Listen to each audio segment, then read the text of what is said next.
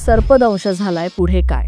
आपण सगळ्यात सापांना घाबरतो कारण तो सरपटणारा प्राणी आहे. आयडेंटिफिकेशन ऑफ स्नेक्स आपल्याला शिकवलं जात नाही. ज्या वेळेला साप कुठल्याही भक्ष्याला चावतो त्यावेळेला तो डिसाईड करतो की त्याच्यामध्ये किती वेनम इंजेक्ट करायचं. सापाचं विष हे सोन्यापेक्षा सुद्धा महाग, कारण त्याच्या विषापासून खूप साऱ्या औषधं बनतात. एखाद्याला साप चावतो आणि खेडेगावात डॉक्टर जवळ नसल्यामुळे त्यांना घेऊन ते मांत्रिकाकडे जातात आणि मांत्रिक काहीतरी त्याच्या पद्धतीने ते करतो. काही वेळानंतर तो बरा होतो. मग अंधश्रद्धा काय पसरते की त्या मंत्र्याकडे घेऊन गेलात तुम्ही तर माणूस बरा होतो.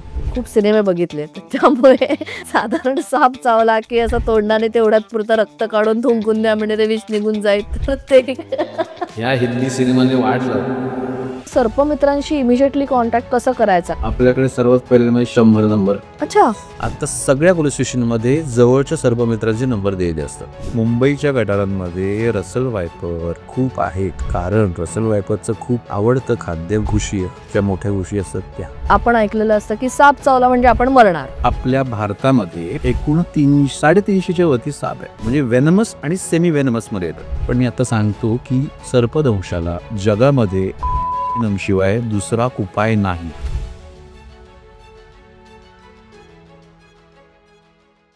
नमस्कार, मी नम्रता कदम. पुढे कायच्या आजच्या भागात तुमच्या सगळ्यांचं खूप खूप स्वागत आहे. आपला देश हा कृषी प्रधान देश म्हणून ओळखला जातो. आपल्याकडे गावागावात शेती आहे, जंगलं आहेत आणि त्याचबरोबरीने वन्यजीवन आणि सरपटणारे प्राणी सुद्धा आहेत. आपण गावी जातो, शेतात जातो किंवा आपण वाईल्ड लाईफ सफारीला जातो किंवा ट्रेकिंग करायला जातो आणि तिकडे अचानक आपल्याला जर का सर्पदंश झाला तर आपण बऱ्याचदा बातम्यांमध्ये बघतो, वाचतो की असाच एखादा विषारी साप चावला किंवा विंचू चावला तर एखाद्याचा नाहक बळी जातो. पण अशाच ठिकाणी कमी पडतं ते ज्ञान.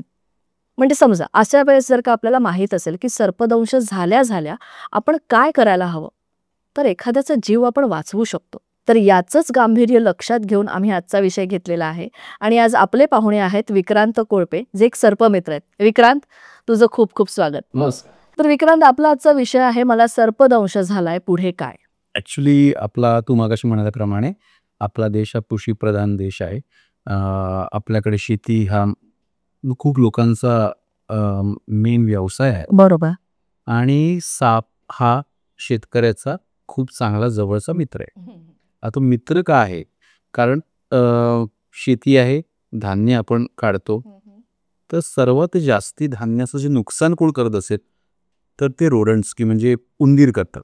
आणि उंदरांवरती कंट्रोल करायचं काम हे साप सर्वात चांगलं करतात, कारण सापाचं सर्वात आवडतं खाद्यच उंदीर आहे. आणि आता आपण म्हणतो की समजा सापच का, आपण उंदीर मारायचं औषध सुद्धा टाकू शकतो. पण प्रॉब्लेम असा होतो की उंदीर मारायचं औषध तुम्ही समजा टाकलं आणि एका फिमेलने म्हणजे उंदराच्या फिमेलने जी प्रेग्नंट आहे तिने समजा ते औषध खाल्लं, तर त्याच्यानंतर होणारी जी काही पिल्लं आहेत तिची, ती त्या विषाच्या प्रती इम्युन होतात. म्हणजे तुम्हाला पुढच्या वेळेला अजून जास्ती प्रमाणात जास्ती डोसमध्ये तुम्हाला ते विष तुमच्या शेतात टाकायला. दुसरा एक दुष्परिणाम विषाचा असा होतो की पाण्याबरोबर ते विष जमिनीत पुरलं जातं आणि काही प्रमाणात ते तुमच्या अन्नामध्ये सुद्धा येऊ शकतं. तिसरी सर्वात महत्त्वाची गोष्ट, ह्या सगळ्यासाठी पैसे लागतात जे शेतकऱ्यांच्या खिशातून जातात. आणि साप तुम्हाला सगळं फ्रीमध्ये करू. बरं, तुम्ही उंदराला मारायला त्याच्या बिळात नाही घुसू शकत. साप त्याच्या बिळात जाऊन त्याचं काम करतो, मी मारायचं काम करतो. आणि ह्याच्या अगेन्स्टमध्ये आपण सापाला काय राहतो तर आपण त्यालाच मारतो. तर अवेअरनेस खूप महत्त्वाचा आहे आणि खूप चांगला आहे की आपण ह्याच्यात खूप लोकांपर्यंत पोहोचू, जेणेकरून साप हा शेतकऱ्याचा मित्र कसा आहे हे आपण लोकांना सांगू शकतो. राईट. पण आपण आता हे तू सगळं आपण म्हणजे मला अगदीच आठवत आहे की मराठीच्या पाठ्यपुस्तकामध्ये हे आपल्याला शिकवलेलं होतं की आपली इकोसिस्टम कशी वर्क करते आणि कशा पद्धतीने सगळं होतं, की साप कसा उंदराला खातो आणि मग काय होतं, हे सगळं आपल्याला खरं तर शिकवलं गेलेलं आहे. तरी सुद्धा भीतीपोटी आपण एक साप दिसला की सगळ्यात आधी जी आपली रिॲक्शन येते ती आपण खूप जास्त घाबरून जातो आणि एक आपण ऐकलेलं असतं की साप चावला म्हणजे आपण मरणार. तर ह्या भीतीपोटी सापाला मारलं जातं. तर म्हणूनच हा प्रश्न आहे की मला साप चावला तर पुढे काय करायचं बाबा, मी आता खरंच चावला बाबा, तर मी इमिजिएटली काय करणं गरजेचं आहे? तर आता आपल्या भारतामध्ये एकूण 350-350च्या वरती साप आहे. अच्छा, ठीक आहे, म्हणजे जमाती जमाती स्पीसांचं पण म्हटलं त्याच्या स्पीसीज. तर त्याच्यामध्ये फक्त 40 साप जे आहेत जे विषारी आणि निम्न विषारीमध्ये येतात, म्हणजे वेनमस आणि सेमी वेनमस मध्ये येतात. अच्छा, तर ह्या सेमी वेनमसचा तर ॲज अ ह्युमन बॉडीला काही अफेक्ट होत नाही तेवढा, पण जे वेनमस आहे ज्याच्यामध्ये बिग 4 जे आहेत ते आपण आत्ता आपल्या चर्चेत घेऊया. ते बिग 4 आहेत ते म्हणजे नाग, दुसरी त्याला कोब्रा म्हणतात याच्यामध्ये, त्याच्यानंतर क्रेत, कॉमन क्रेत ज्याला मण्यार म्हणतात, त्याच्यानंतर रसेल वायपर ज्याला घोणस म्हणतात, आणि ते काही सॉस्केल्ड वायपर ज्याला पुरुषं म्हणतात. अच्छा, तर ह्या 4 सापांचे दंश ह्युमन बॉडीला हे थ्रेटनिंग आहेत, लाईफ थ्रेटनिंग आहे, कारण त्याचं विष खूप पॉवरफुल आहे जे एका माणसाला सुद्धा मारू शकतं. अच्छा, बाकी जे साप आहेत निम्न विषारी सेमी वेननस, त्यांचं विष माणसाला मारू शकत नाही, त्यांचं विष फक्त त्यांच्या भक्ष्याला मारू शकतं. अच्छा, म्हणजे छोट्या प्राण्यांना मारू शकतो. तर त्याच्यामुळे आपण सगळ्याच सापांना घाबरतो कारण तो सरपटणारा प्राणी आहे. आयडेंटिफिकेशन ऑफ स्नेक्स आपल्याला शिकवलं जात नाही, पण समजा शेतकऱ्यांना किंवा जे वाईल्डच्या कॉन्टॅक्टमध्ये येणार आहेत खूप वेळेला, अशा यांना आपण हे big 4 how to identify this big 4 हे कळलं की बाकी सगळे साप बिनविष आहेत. त्याच्यामध्ये सेमी वेनमस आहेत पण ते आपल्याला जास्ती अपाय करत नाही. बरं, तर आणि एक सर्वात महत्त्वाचा मुद्दा म्हणजे हे सगळे बिग 4 जे आहेत त्याच्यामध्ये क्रेज सोडली तर ते तुम्हाला वॉर्न करतात की मी डेंजरस आहे, जवळ येऊ नका. पण मग हे कसं वॉर्न करतात? आता नाग आहे, नाग ज्या वेळेला आपण त्याच्या कक्षेत जातो म्हणजे त्याला जेव्हा भीती वाटते की या माणसापासून किंवा या जनावरापासून मला खतरा आहे किंवा मला ह्याच्यापासून इजा होऊ शकते, अशा वेळेला तो पाणा करतो. जो आहे ज्या साईजमध्ये त्याच्यापेक्षा मोठा दिसण्याचा प्रयत्न करतो आणि तो आवाज करतो, हिसिंग साऊंड करतो, जेणेकरून तुमचं लक्ष त्याच्याकडे जावं आणि तुम्ही त्याच्यापासून लांब जावं. दुसरा आहे जो रसेल वायपर, तो शिट्टीसारखा आवाज करतो, प्रेशर कुकरची शिट्टी असते तेवढा जोरात आवाज करतो तो. बापरे, जेणेकरून तुम्ही जरी त्याच्या 10 फुटावरून जात असाल तरी तो तुम्हाला आवाज करून वॉर्न करतो की मी इथे आहे, तुम्ही माझ्यापासून लांब. काय कमाल आहे. आणि सॉस्केल वायपर नावच याच्यासाठी पडलंय कारण जी स्किन जी आहे रफ असते आणि आपण जसं एखादी करवत जेव्हा आपण एखाद्या लाकडावर ठेवतो जेव्हा ते कापतो तेव्हा खरखर जसा आवाज येतो तसा सॉस्केल वायपर आपली स्किन एकमेकाला घासून तसा आवाज निर्माण करतो. अच्छा, जेणेकरून तुम्हाला वॉर्न करतो तो की मी इथे आहे, मी डेंजरस आहे तुमच्यासाठी, तो माझ्याजवळ येऊ नका. म्हणजे माणूस सोडला तर विदाऊट इंटिमेशन फक्त साप सोडली तर माणूसच फक्त विदाऊट इंटिमेशन तुम्हाला हार्म करतो. बाकी सगळेजण नेचरचा रूल पाळतात की अगोदर सांगतात की नका येऊ माझ्याजवळ. आणि क्रेत आहे हा सर्वात विषारी साप आहे भारतातला. तो नागापेक्षा सुद्धा 7 पट विषारी आहे. अरे बापरे, त्याची टॉक्सिसिटीच एवढी आहे की आता कोकणामध्ये त्याला सूर्यकांडर किंवा चंद्रकांडर म्हणतात. त्याच्यामागचं कारण म्हणजे त्याच्यामागचं हे लॉजिक असं आहे की समजा तो साप तुम्हाला रात्री चावला तर तुम्ही सकाळचा सूर्य नाही बघू शकता आणि सकाळी चावला तर सूर्य उगवलेला असताना तुम्ही चंद्र नाही बघू शकता. अरे बापरे, हे तुम्हाला अँटी वेनम मिळालं नाही तर राईट, ठीक आहे. राईट. आता बरं मी तुम्हाला सांगितलं की हे सगळे 3 साप तुम्हाला वॉर्न करतात पण क्रेत वॉर्न करत नाही कारण क्रेत हा खूप रात्री भक्ष्य शोधायला बाहेर पडतो कारण तो सेन्सिटिव्ह साप आहे खूप. तुम्ही समजा बघितलं साप तरी तो खूप असा ग्लॉसी एकदम काळ्या कलरचा साप असतो आणि खूप शांत स्वभावाचा साप आहे तो. जेव्हा तो बाईट त्याचे फँग्स खूप छोटे आहेत तर ह्या सगळ्याचे फँग्स खूप मोठे आहेत. फँग्स म्हणजे ज्या दाताने साप तुमच्या बॉडीमध्ये किंवा कुठल्याही मॅमलच्या बॉडीमध्ये वेनम इंजेक्ट करतो ते 2 दात ते वाळतात. ते दात असतात सुईसारखे आपलं इंजेक्शनच्या सुईसारखे असतात. हे आतून पोकळ असतं. ज्या वेळेला साप कुठल्याही भक्ष्याला चावतो त्यावेळेला तो डिसाईड करतो की त्याच्यामध्ये किती वेनम इंजेक्ट करायचं कारण त्याचं वेनम त्यासाठी खूप इम्पॉर्टंट आहे. आपली सलाइवा आहे, आपण अन्न चावून खातो त्यामुळे आपल्याला अन्न पचतं. साप आपलं भक्ष्य पूर्णपणे गिळतो. इव्हॉल्युशनच्या काळामध्ये त्याने स्वतःची सलायवाच एवढी डेव्हलप केली किंवा एवढी ॲडव्हान्स केली की ती त्याचं पचन करण्यासाठी तो यूज करतो. ते आपल्यासाठी किंवा त्याच्या भक्ष्यासाठी ते विष आहे, पण त्याच्यासाठी तिची सलायवा आहे. राईट. त्यामुळे ती यूज करायला त्याचा कंट्रोल असतो पूर्णपणे. त्यामुळे काही काही वेळेला काय होतं की एखाद्याला साप चावतो आणि खेडेगावात डॉक्टर जवळ नसल्यामुळे काही अंधश्रद्धामुळे त्यांना घेऊन ते मांत्रिकाकडे जातात आणि मांत्रिक काहीतरी त्याच्या पद्धतीने ते करतो, पण काही वेळानंतर तो बरा होतो, कोबरा चावू सुद्धा. मग अंधश्रद्धा काय पसरते की त्या मांत्रिकाकडे घेऊन गेलात तुम्ही तर माणूस बरा होतो. पण मी आता सांगतो की सर्पदंशाला जगामध्ये अँटीव्हेनम शिवाय दुसरा उपाय नाही. अँटीव्हेनम हा एकमेव उपाय आहे आणि एकमेव औषध आहे. ना आयुर्वेदिक ना कुठलंच औषध म्हणजे कुठलाही झाडपाला नाही, कुठलंही काही उगाळून लावायचं नाही. आपण अगोदर हे लक्षात घेतलं पाहिजे विष म्हणजे काय आहे.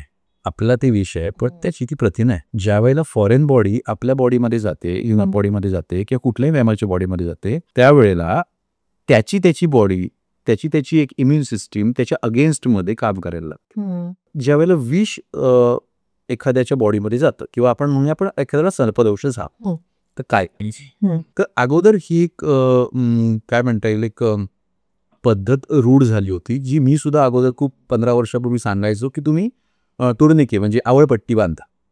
म्हणजे आता आम्ही एवढं सुद्धा एक्सप्लेन करून सांगायचो की इथे 2 हाडं असतात, त्यामुळे वेन्स आपल्या इथून मधून जातात, पण इथे आपलं एकच हाड असतं. त्यामुळे इथे समजा तुर्निके बांधलात तुम्ही किंवा एक आवळपट्टी बांधली तर सगळ्या वेन्स ॲट अ टाइम तुम्ही कंट्रोल करू शकता, जसं ब्लड फ्लो कमी करू शकता.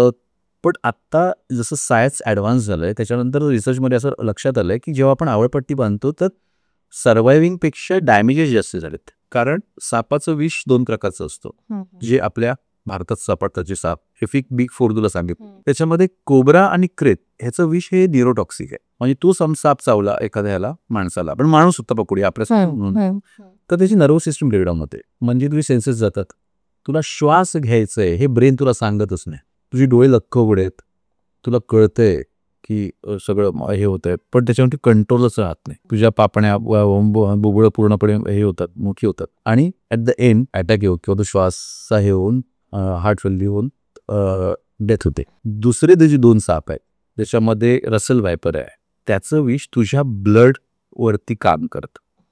म्हणजे समजा रसल वायपर चावला तर ब्लडचे क्लॉट्स होतात पूर्ण वेन्स त्याच्यामध्ये, आणि असा एक क्लॉट जाऊन हृदयाच्या ठिकाणी कुठेतरी अडतो आणि अटॅक येऊन माणूस मरतो. चौथा साप जो आहे सॉस्किल्ड वायपर, ह्याचं विष बरोबर उलटं काम करतं. त्याचं विष तुझ्या जेव्हा रक्ताच्या कॉन्टॅक्टमध्ये येतं त्यावेळेला ते पातळ करतं रक्त. म्हणजे आपल्याला समजा कट झालं तर तिकडे रेड ब्लड सेल्स येतात आणि तिकडे एक वॉल तयार होते आणि आपलं ब्लड फ्लो थांबतो, क्लॉट तयार होऊन थांबून जातं.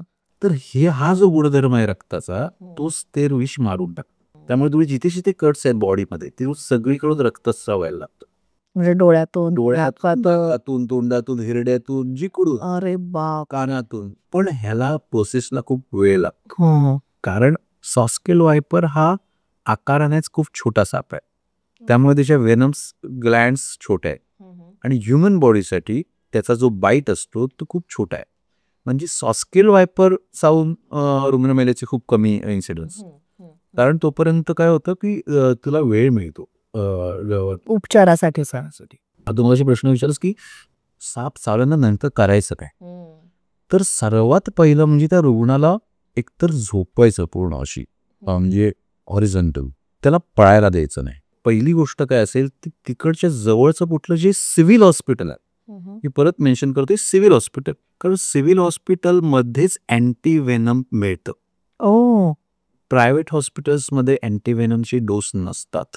बरं, हे आम्ही बघितलं इतक्या वर्षामध्ये, कारण अँटीव्हेनम बनणं ही प्रोसेस आहे आपल्या देशामध्ये. मग कारण अँटीव्हेनम, आता मी तुला सांगतोय की सापाचं विष हे सोन्यापेक्षा सुद्धा महाग, कारण त्याच्या विषापासून खूप साऱ्या औषधं बनतात जी कॅन्सर किंवा ॲक्सिडेंट्स यासाठी वापरली जातात. राईट. आणि त्याची एक मोठी प्रोसेस आहे अँटीव्हेनम बनवायची, त्यामुळे कुणीही त्याला नाही बनवू शकत. आता बाहेरच्या देशामध्ये तू स्वतःची कंपनी काढू शकतेस आणि स्वतःचा अँटीव्हेनम बनवू शकतेस, त्या पॅरामीटर्सला जावं, जे काही मेडिकल पॅरामीटर्स असतील त्या. पण इंडियामध्ये ती फॅसिलिटी नाही आहे. त्यामध्ये पाहिजे कंपनी जी गव्हर्नमेंटने अप्रूव्ह केले तिकडूनच तुला अँटीव्हेनम मिळतं.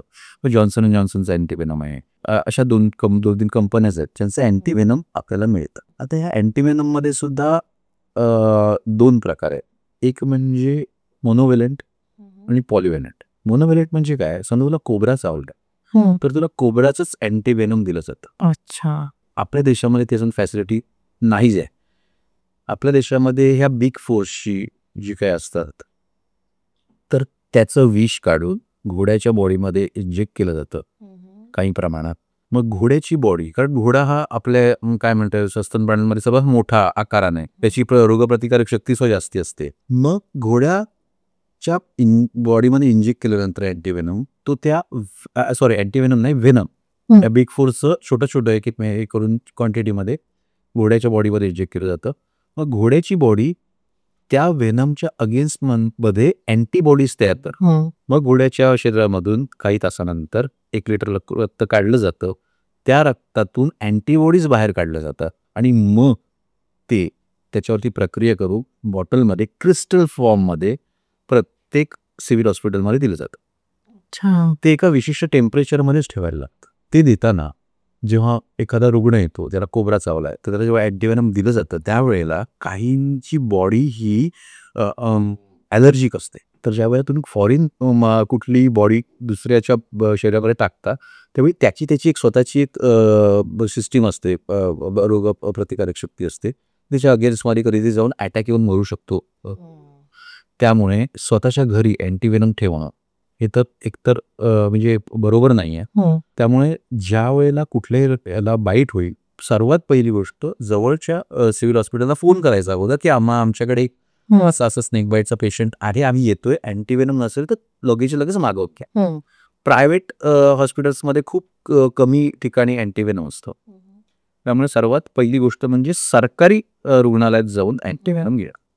प्रथमोपचार करणं काय तर त्याला पूर्णपणे बॉडी आडवी ठेवून देणं आणि जेवढं लवकरात लवकर होऊ शकेल त्याच्या स्वतःच्या बॉडीची मुवमेंट नाही जास्ती करून द्यायची. कारण मुवमेंट झाली जास्ती की रक्ताभिसरण लवकर होणार. रक्ताभिसरण लवकर झालं तर जे त्याच्या इथे विष आहे ते हृदयाकडून जाऊन पंप होऊन सगळ्या शरीरभर पसरणार. त्यामुळे रोग म्हणजे ती विष भिनण्याची प्रक्रिया जी आहे ना ती अजून फास्ट होणार. मग त्याला जेवढं शांत ठेवतं तेवढं शांत ठेवायचं. स्ट्रेचरवर घेऊन तर उत्तम आपल्याला गाड्या उपलब्ध आहेत आणि लवकरात लवकर सिव्हिल हॉस्पिटलला हलवायचं. हा एकमेव उपाय, दुसरा उपाय नाही. ओके.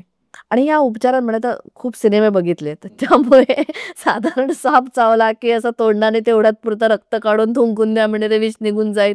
तर ते या हिंदी सिनेमाने वाट लावते का सगळ्या म्हणजे वाईट द्यायची. सापांबद्दल तर खूप गैरसमज पसरलेत. याचं काय माहिती आता मी तुला सरळ आता कसं सांगू. आता तू म्हणालीस की साप चावला पण कट लावून विष शिकवलं. मी तो छोटंसं उदाहरण देतो की आता समजा हे पाणी आहे. आता आपण समजूया की हे आपलं बॉडी आहे. त्या बॉडीमध्ये जेव्हा विष येतं तर समजा एक आपण इंक पेन आता वापरत नाही पण इंक पेनचा एक ड्रॉप टाकलास त्याच्यामुळे तो विरघळत जाणार ना खात. तो किती हे करतो तोच पूर्णपणे निघणारच नाही ते. तर सेम थिंग आहे की तुम्ही त्याच्यातून पूर्णपणे डिश नाही काढू शकत. बरोबर. कारण ज्या क्षणाला ब्लडच्या कॉन्टॅक्टमध्ये व्हेनम येतं दुसऱ्या सेकंदापासून त्याची रिॲक्शन चालू व्हायला लागते. कारण त्याच्यासाठीच ते बनलंय. कारण सापाला पचवायचं ना त्याचं अन्न, त्याला मारायचं त्याचं पक्ष, त्याशिवाय तू सर्वाइव्ह नाही म्हणा. त्यामुळे त्याचे खूप पटापट रिॲक्शन्स करत त्याचे विष आहे ते. बरोबर. तू हे बिग 4 सांगितलेस तर ते ओळखायचे कसे? तर नाक ओळखणं सर्वात सोपं आहे. कारण नाक फणा काढतो. फणा काढल्यानंतर त्याच्या मागचा 10चा आकार दिसतो. तो ऍक्च्युली त्याचं ते काय म्हणता येईल एक त्याचं त्याच्या शत्रूपासून वाचण्याचं त्याचं एक हे आहे टूल आहे. कारण त्याला वाटतं मागे डोळे ते 2 आपण 10चा आकडा म्हणतो ना ते 2 राऊंड जे आहेत ते वाटतं की डोळे आहे. मग तिकडून त्याचा जो शत्रू आहे तो हमला करतो जेणेकरून तिचं तोंड वाचेल. ठीक आहे. नाक आयडेंटिफाय करायला काहीच प्रॉब्लेम नाही आहे. फणा काढला नाग आहे. रसल वायपर हा त्याच्या पूर्ण बॉडीवरती एक तर ब्राऊन कलरचा साप असतो तो. त्याच्या बॉडीवरती आपण रुद्राक्षाची माळा असते ना तशा 3 रांगा असतात. स्पायनल कॉर्ड आहे आणि दोन्ही बाजूला पोटाच्या दोन्ही साईडला मोठ्या मोठ्या म्हणजे असं प्रॉपर त्या माळाच दिसतात ब्राऊन कलरच्या एकमेकांना जोडलेल्या. त्याचं तोंड जे असतं हे त्रिकोणी आकाराचं असतं आणि जवळ गेलात त्याच्या तर तो शिट्टीसारखा मोठा आवाज करू, कुकरच्या शिट्टीसारखा अक्षरशः.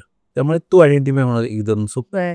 सॉस्केल वायपर खूप छोटा साप असतो, कोकणात जास्ती मिळतो तो, पण तो ब्राऊन असतो पूर्णपणे, डोकं त्रिकोणी असतं, डोळ्याची बाहुली उभी असते आणि त्याच्या डोक्यावरती एक बाणाची आकाराचं चिन्ह असतं आणि शिवाय तो आवाज करतो. तो त्याचं अंग एकमेकाला घासून पूर्ण बॉडी त्याची पूर्ण हलत असते एकमेकाला घासायची. ती खूप मस्त असते.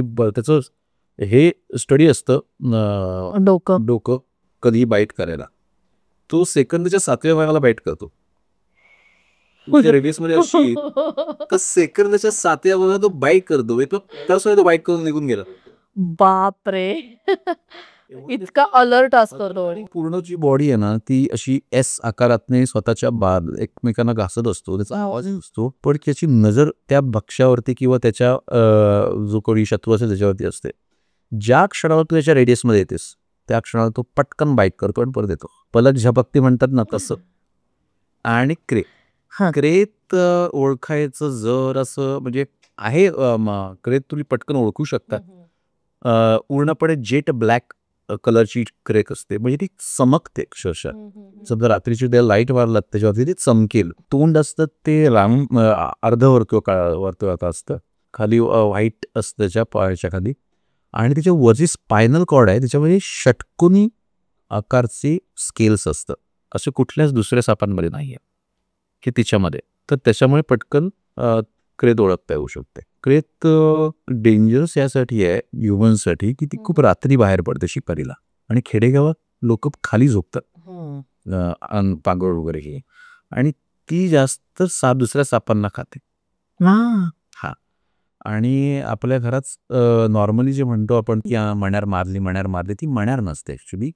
तर मण्यारीसारखाच दिसणारा एक नॉन व्हेनमस साप आहे, त्याला वुल्फ स्नेक म्हणतात. म्हणजे वुल्फ स्नेक असा ठेवला आणि मण्यार अशी ठेवली, तर ज्याला माहीत नाही आहे या हाऊ टू आयडेंटिफाय स्नेक्स, तर त्या दोघांनाही वाटते दोन्ही मण्यारीच आहेत. ही एक सर्वायव्हिंग टेक्निक आहे नॉन व्हेनमस सापांची, की तुम्हाला सांगायचं, त्यांना दाखवून द्यायचंय की मी त्या व्हेनमस सारखा दिसतोय, की व्हेनमस आहे, मला हात लावू नका, ॲक्च्युली त्याच्यामध्ये विष नाही आहे. आता तेच कसं ओळखायचं, तर जो वुल्फ स्नेक असतो त्याचं डोकं आहे ना ते त्रिकोणी असतं, प्रॉपर दिसतं ते त्रिकोणी असतं. आणि क्रेतच्या पूर्ण बॉडीवरती सिलेंड्रिक म्हणजे पूर्ण जेट ब्लॅक बॉडी आहे तिची, त्या पूर्ण बॉडीवरती 2 व्हाईट कलरच्या रेषा आहेत, पॅटर्न आहेत ते. काही त्या यंत्रावरती 2 व्हाईट कलरच्या पॅटर्न जातो, पण तो क्रेतमध्ये शेपटीपासून सुरू होतो आणि वुल्फ स्नेकमध्ये डोक्यापासून सुरू होतो. तर एवढी छोटी छोटी मायनर गोष्टी आहेत ज्या म्हणजे तुम्ही अभ्यासाचा विषय की फरक ओळखा. आम्ही इतकी वर्ष करतोय का पटकन ओळखतो, पण नुसतंच तुम्हाला बिग फोर ओळखायचंय तर मग हे अगदी कॉमन आहे की जेट ब्लॅक कलर, त्याच्यानंतर हाफ राऊंड त्याची तोंडाचा आकार, छोटेसे डोळे, खूप छोटे डोळे असतात मण्यारीला, आणि लाल कलरची जीभ बाहेर येते तिची, आणि खालचा जो गाल म्हणजे हे म्हणतो त्याला ते व्हाईट असतो. मग पटकन क्रेत सुद्धा ओळखता येऊ शकते. पण मग ह्यांचं सायझेस मध्ये काय काय डिफरन्स असतो, म्हणजे जाडीमध्ये सुद्धा आणि लांबीमध्ये सुद्धा? नाग आपल्याकडे म्हणजे 6-6.5 फुटापर्यंत नाग मिळतो. त्याच्यानंतर रसन सुद्धा 5 फुटापर्यंत मिळालाय, 5-5.5 फुटापर्यंत. सॉस्केल वायपर 1 फूट. अच्छा, तेवढाच एवढा छोटा असतो, डायगन असतो. 1 फूट सॉरी खूप सांगितलं, 1 फूट असा नसतो सॉस्केल, त्याच्याहून कमी. क्रेत 3.5-4 फूट असते फुल साईज, आणि हे सगळं डिपेंड असतं त्यांना किती खाद्य मिळते आणि कुठल्या पिरियडमध्ये मिळते, त्याप्रमाणे त्याचं ग्रोथ होतं सगळं. आणि हे साप असे कुठल्या विशिष्ट भागात मिळतात का? म्हणजे आता भारतातलंच आपण म्हटलं तर जसं नाग तू म्हणाला की कोकणात सापडतो, तर असे हे बिग फोर जे आहेत ते असे कुठल्या पर्टिक्युलर भागामध्ये सापडतात का? तू जंगलाचा विचार करशील तर तिथलं जे इकोसिस्टम आहे ती पूर्णपणे वेगळी आहे. ठीक आहे, तर आता मी आपल्या फक्त ह्युमन कॉलनीज बद्दल बोलू.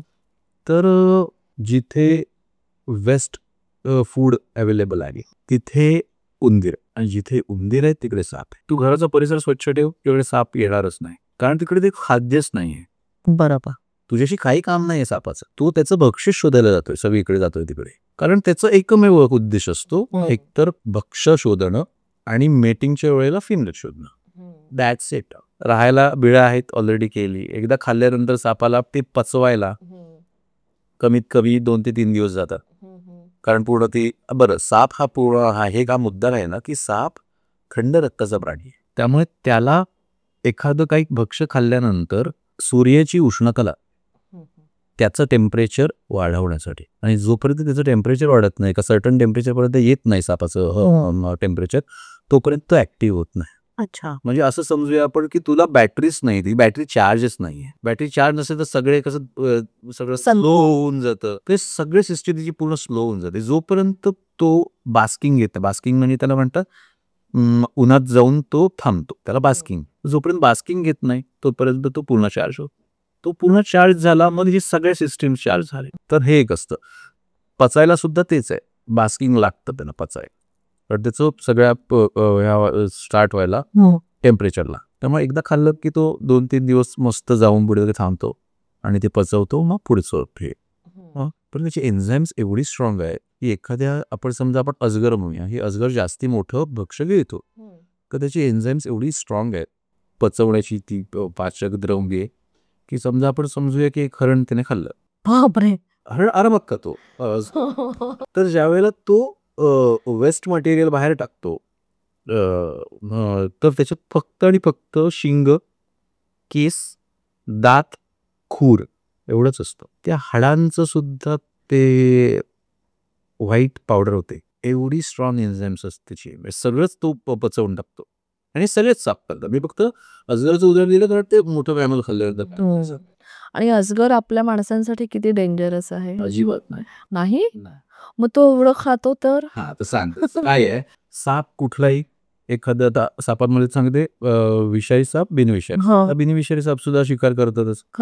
तर त्याच्यामध्ये काय करतात ते, तर त्याच्यामध्ये ते स्वतःचं पॉवर वापरतात, म्हणजे मसल पॉवर वापरतात. अजगरने समजा कुठल्याही एका भक्ष्याला पकडलं, तो बाईट करतो आणि तो कॉईल करतो त्याच्या बॉडीच्या पूर्ण. तर त्याचे सेन्सेस इतके पॉवरफुल आहेत अजगराचे की तुम्ही श्वास घेताय, तो मॅमल श्वास घेतोय हे त्याला कळतं. तो तोपर्यंत तिला दाबत नेतो त्याची बॉडी की जोपर्यंत त्याचं हृदय बंद नाही पडत. इतका जोरात तो विळखा असतो. विळखा असतो. आम्ही जेव्हा पकडतो ना, म्हणजे मी खूप अजगर पकडलेत, तर ज्यावेळेला मी त्याचं आम्ही हेड कॅच करतो त्याला. कारण हेड कॅच ह्याच्यासाठी की त्याच्याकडे 3 रांगा आहेत दातांच्या, त्याच्यामध्ये 150-150 दात आहेत त्याचे. बापरे. तर तो जेव्हा ते दात आहेत ना ते आतल्या साईडला आहेत. म्हणजे जशी आपण मशीन ह्याची कापड आपण शिवतो तर त्याच्यामध्ये कापड फक्त पुढेच जातं ना, मागे नाही खेचू शकत. कारण ते दाते असेच असतात जे पुढे पुढे धडकत. सेम थिंग सापांच्या दातांच्या पॅटर्न मध्ये असतं. ते दात सगळे आतल्या साईडला मोडलेले असतात. त्याचं कारण असं की ज्या वेळेला तो भक्ष्याला चावतो किंवा पकडतो त्यावेळेला तो फक्त त्याचा जबडा हलवतो. ऑटोमॅटिकली तो दात पुढच्या स्किनमध्ये जातो, पुढच्या स्किनमध्ये जातो, पुढच्या स्किनमध्ये जातो. आणि तो समजा बाहेर काढायचा प्रयत्न केला तर ते फाडून निघणार सगळे, पूर्ण स्किन फाटेल. आपल्या साईड स्केरी आहे, पण त्याला त्याचं भक्ष्य सोडायचं नाहीये, त्याला हात नाही, त्याला पाय नाहीये, जे आहे ते जे दातानेच करायचंय. त्यामुळे अजगर जेव्हा म्हणून आम्ही हेड कॅच करतो. हेड कॅच होतो आपला डायव्हर्ट झाला, आम्ही हेड कॅच करतो. हेड करून आम्हाला बाईट दिला. अशी बाईट झालेत खूप, पण कशाला उगा स्किन फाडा आपली. बरोबर आहे. हेड कॅच करतो. त्यानंतर जो विळखा घालतो, समजा मी एकटाच असेल रेसिपी करत, जो विळखा घालतो तो एवढा पॉवरफुल असतो की माझे ब्लडचं इकडचं जे इकडून तिकडे जाते ते बंद होतं किंवा ते स्लो होतं आणि हात गार पडतो आणि आपला हात सुटतो. तर ते जे साप आहे ते अशा प्रकारे भक्ष्याला मारतात. पण एन्झाईम सगळ्यांची तेवढी स्ट्रॉंग आहे आणि तेवढ्याच प्रकारे ती संपूर्ण त्याची म्हणजे पचवण्याची प्रक्रिया आहे ती. पण आता हे एवढं सगळं म्हणजे समजा आपल्याला अजगराने पकडलं तर इट इज डेंजरस. आता तो हुशार आहे. तर अजगर आपल्याला ना खाऊ नाही शकत, गिळू नाही शकत. सांगतो त्याचं कारण तर काय आहे, सगळ्या सापांची जी भक्ष्य आहे ती मॅमल्स आहे. ठीक आहे, बर्ड्स सुद्धा आहे, नो डाऊट. पण बर्ड्सवाले जी साप आहेत ते आपण वेगळा सेशन आहे त्याचा. ते ट्री स्नेक जे आहेत ना ते जास्ती बर्ड्सवरती. अच्छा. तर समजा उंदीर आहे, उंदीर मेला तर प्रत्येक साप हा त्याचा भक्ष्य तोंडाकडूनच खातो. त्याचं कारण काय, की तोंडाकडून जेव्हा खातो ना तेव्हा त्याची बॉडी सिलेंड्रिकल होते. त्याचे पाय आहेत ते त्याच्या दातामध्ये इथे जबड कडकत नाही. आता आपली ह्युमन बॉडी बघूया. ह्युमन बॉडीमध्ये आपली ही जी खांद्याची हाड आहे ती मोल्ड नाही होऊ शकत. त्यामुळे समजा आपल्याला खायचा प्रयत्न केला आज घरून तर तो इथून खाई तोंड जाईल फक्त, इथून जबडा त्याचा एक्सपांड नाही व्हा. बरं अजगर सोड, सगळ्याच सापांचे जबडे हे 180 डिग्री त्याच्यापेक्षा जास्त पूर्णपणे डिस्लोकेट होऊन पूर्णपणे म्हणजे वरचा जबडा वेगळा, खालचा जबडा वेगळा, त्याचे इकडचे कॉर्नर्स वेगळे, खालचे कॉर्नर्स वेगळे असं होऊन सुद्धा सगळ्यांचेच होतात ते, कारण त्यांचं भक्ष्य ते तोंडापेक्षा मोठं असतं तरी सुद्धा ते खातात. तो त्याच्यासाठी एक किल्ला ॲडव्हान्स त्याचं जे आहे ते केलेलं आहे ते. पण तो एवढा सुद्धा ॲडव्हान्स नाही की आपल्या ह्या आपली जी शोल्डर बोन आहे तेवढी रेंज त्यांची नाही राहत. त्यामुळे माणसाला मिळू शकतो. तो त्याचं एक आपण समजा त्याच्या एवढ्या कॉन्टॅक्टमध्ये जवळ गेलो की त्याला आपल्यापासून भीती वाटली म्हणून त्याने सेल्फ डिफेन्ससाठी आपल्याला आवडलं तर तो आपल्याला मारून टाकेल फक्त खाणार. पण सापांमध्ये असं कुठलंच नाही की त्याला खायचं नसेल तर तो तुम्हाला उगाच मारच पण आहे. व्हेनम सुद्धा आपण सांगितल्याप्रमाणे ड्राय बाईट्स खूप असतात, कारण तो व्हेनम इंजेक्टच करत नाही आपल्या बॉडीमध्ये खूप वेळेला, कारण त्याला माहिती आहे ही माझं भक्ष्य नाहीये, मग माझं वेनम कशाला याच्यासाठी मी फुकट घालू. एवढाही विचार करतात म्हणजे बापरे. पण मग समजा अशा वेळेला बिग फोर म्हणा किंवा अजगर म्हणा असं जर का आपल्यासमोर अचानक आले तर त्यावेळेला मग आपण काय करणं गरजेचं असतं, कारण का पॅनिक सिच्युएशन तर डेफिनेटली येणार, कारण का आपल्याला ओळखच नाहीये सापांची किंवा जी एक भीती बसलेली आहे जीवाची ती आहेच, त्यामुळे पॅनिक सिच्युएशन तर डेफिनेटली येणार. म्हणजे आपल्याला कितीही सांगितलेलं असेल की तुम्ही त्यांना छेडू नका वगैरे वगैरे, पण मग अशा वेळेला नेमकं काय करायचं असतं. आता सापांबद्दलची भीती आपल्या जीन्समध्ये आहे, कारण सरपटणाऱ्या प्राण्यांबद्दलची जी जी येते आपली काय म्हणतात की आपण जेव्हा जन्म घेतो त्यापासूनच ती येते ती काही याच्यामध्ये. तर याच्यामध्ये काय असतं की तुम्ही सापाच्या कॉन्टॅक्टमध्ये जाण्याआधी सापाला माहिती तुम्ही त्याच्याकडे जाताय. इव्होल्युशनमध्ये असं झालंय सापांना कान होते, हात होते, पाय होते, पण इव्होल्युशनमध्ये काय झालं की त्यांना जे नको होते ज्यांना ते त्रास देत होते सरपटताना त्या गोष्टींचा तो त्याग करायला लागेल. त्याच्यामध्ये कानाचा त्याग झाला आणि तो कानाची जी होते ते स्केल्समध्ये रूपांतरित झाले खालच्या इकडच्या जॉच्या खालच्या. तर ते एवढे सेन्सिटिव्ह आहे की तू 10 फुटाच्या 12 फुटाच्या रेडियसमध्ये तू चालत जरी असशील किंवा कुठला एखादं त्याचं भक्ष्य चालत जरी असेल तरी जमिनीच्या कंपनापासून त्याला कळतं की ह्या डिस्टन्सवरती एखादा माणूस येतोय जो आपल्यासाठी हानिकारक आहे, तर तो स्वतः सूर्यापासून बाजूला जातो. ज्या वेळेला एन्काउंटर होतो, ज्या वेळेला असं होतं की दोघं जण आमने सामनेच येतात, त्यावेळेला काही करायचं नाही, त्याच्या रेडियसच्या बाहेर राहायचं. तो स्वतः तुझ्यावरती जम्प करून येणार नाही आणि पायाचं व्हायब्रेशन करायचं, करत करत मागे जायचं जेणेकरून त्याला कळेल हा त्याच्यापासून मागे गेलाय आणि तो निघून जाईल त्याच्या वाटेने. तो तुझ्या मागे येणार नाही काय नाही, तो स्वतःचं संरक्षणासाठी त्यानं तो बिग फोर मध्ये समजा 3 जण असतील तर तुला वॉर्नच करले होते बरोबर की मी वेनमस आहे माझ्या जवळ येऊ नका. क्रेजच्या बाबतीत असं होत नाही, तुला डायरेक्टच पाय वाईट होतात, ते रात्री खूप उशिरा होतात, त्यामध्ये काही करू शकत. पण आपण फक्त त्याला त्याच्या सेफ डिस्टन्सवरती राहायचं, काठी असेल हातात तर काठी आपटायची, त्या कंपनातून तू स्वतः बाजूला बोलून एवढं सिंपल आहे. आणि समजा चुकून पाय पडला आपला तर पाय समजा वेनमस असेल आणि बाईट झालाच तर मग लवकरात लवकर गाडीवरती बसा, 4 व्हीलर मध्ये बसा आणि लवकरात लवकर हॉस्पिटल मिळवण्यासाठी सिव्हिल हॉस्पिटलमध्ये जा. एकमेव उपाय, जास्ती म्हणजे धावपळ करू नका जेणेकरून तुमचं ब्लड सर्क्युलेशन फास्ट होईल. बाकी काही त्याचं दुसरं हे नाहीये, दुसरा काही पर्याय नाही. पण आता जसं आपण हे बघितलं की गावाकडे आपल्याला साप दिसतात किंवा शेतात किंवा जंगलात आपल्याला असे काही साप दिसतात, आता तर आपल्याला शहरात पण दिसायला लागलेले आहेत साप. तर मग कारण का माझा एन्काउंटर झाला होता माझ्या घराखालीच, आणखीन लकीली मला कुत्र्यांनी अलर्ट केलं की अंगावरच आले आणि मी उगाच थांबले आणि नंतर मला कळलं की साप क्रॉस करतोय. So it was that. पण शहरात आता आपल्याला दिसतात मग ते कुठेतरी लपून बसलेले असतात एखाद्या दगडाच्या मागे किंवा एखाद्या म्हणजे बेंचेस असतात हल्ली कॉलनीमध्ये, तर तिथे असतात त्याच्या पायाशी किंवा एखाद्याच्या घरातच घुसलेला असतो. तर अशा वेळेला मग सापांचंही काय होतं बिचाऱ्यांचं आणि माणसांचं पण बिचाऱ्यांचं काय होतं. पण आता काय झालंय का इकडे आता आपण खूपच घुसलोय जंगलामध्ये, म्हणजे आपण त्यांचंच आपण ऍक्च्युली त्यांच्या घरात घुसलोय. आपण ते इकडे आपले आले ते उलट स्टेटमेंट झालं, आपण त्यांच्या घरात घुसतोय. पण ते येऊ नयेत म्हणून सांगितल्याप्रमाणे परिसर स्वच्छ ठेव. उंदीरच नाही तर साप नाही येणार. पण समजा आलेच दिसलेच तर जवळच्या आता खूप सर्पमित्र असतात. कुठल्या प्रत्येक एरियामध्ये एकतरी सर्पमित्र आहेच. त्यांना पटकन कॉन्टॅक्ट करायचा, तो येऊन रेसिव्हरून घेऊन जाईल. फक्त प्रिकॉशन एवढीच घ्यायची की जिथे साप असेल तिथे लक्ष ठेवायचं. कारण साप कुठे असेल बिळांमध्ये किंवा जिथे त्याला हायडिंग प्लेस मिळेल अशा ठिकाणी तो आपल्याला दिसतो कधी, ज्यावेळेला तुम्ही आणि ते एका कुठल्या तरी अशा मोमेंटमध्ये समोरासमोर येतं की तुम्हाला कळतं ते साप आहे. पण तो साप तिथेच आहे इतकी वर्ष. मला तुझ्याकडे भक्ष्य मिळतंय, तुला आत्ता दिसलाय, कळतंय. म्हणजे मी जेव्हा साप पकडायचो गावाला त्यावेळेला आम्ही त्याच एरियामध्ये परत सोडायचो त्या सापाला. त्याचं कारण एक होतं की तिकडची इकोसिस्टीम व्यवस्थित राहील. बरोबर. कारण तिकडे आहे म्हणजे तिकडे काही इतकं मिळते म्हणून तिकडे तो उगाच नाही तिकडे. बरोबर. इतक्या वर्षामध्ये तो आत्ता पहिल्यांदा स्पॉट झालाय. मग आत्ता समजा मी त्याला जीवदान दिलं वाचव, तर अजून मी जेवढी वर्ष तो मिळाला नव्हता तेवढं त्याला एक अजून चान्स मिळेल ना. बरं, त्या माणसांनी आम्हाला बोलवलं म्हणजे तिकडची माणसं अवेअर आहे किंवा मारायचा नाही साप, म्हणजे आम्ही अवेअर आहे की चला बरं दिसला तरी सुद्धा आम्ही जाऊ पकडू शकतो. बरोबर. इकोसिस्टीम वर ती आहे ती व्यवस्थित राहील. शहरात साप मिळतात म्हणजे गटारांमध्ये खूप तुला माहिती आपल्या मुंबईच्या गटारांमध्ये रसल वायपर खूप आहेत. कारण रसल वायपरचं खूप आवडतं खाद्य घुशी, ज्या मोठ्या घुशी असतात त्या.